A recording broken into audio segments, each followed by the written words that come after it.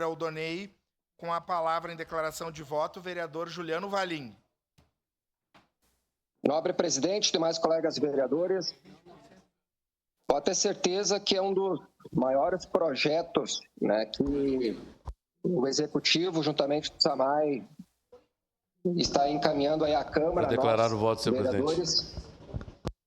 E tenho que parabenizar, sim, ao João Ues, o presidente do SAMAI, ao Solete, a toda a equipe, porque pode ter certeza que essas obras aí irão fazer a diferença na vida de muitas famílias, de muitas pessoas.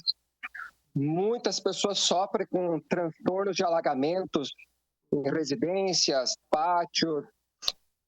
E a vantagem é que onde que serão feitas essas benfeitorias, também irá acontecer aí, vai ser retirada as pedras, pavimentações, para ser feito em outros bairros, e além do asfalto, né, que vai agregar muitos valores a processo aí muito significativo e propositivo. Então, meu voto é sim, parabenizo o prefeito, parabenizo o João Ues, a todos os envolvidos, porque eu tenho certeza, aonde que o João Ues mete a mão, o negócio funciona. É uma secretaria diferente, o SAMAI já sendo bem conduzido, e os resultados serão 110%, e a quem ganha a população caxiense. Obrigado.